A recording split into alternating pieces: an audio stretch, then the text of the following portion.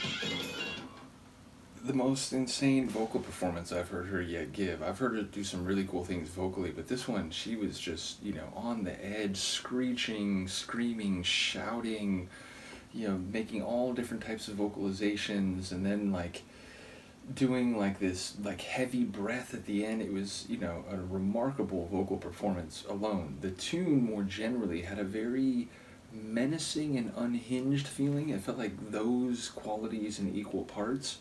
And yeah, a very punk, post-punk feel to this one for sure, in part because of the vocals, but also the menace of the sounds and the guitar.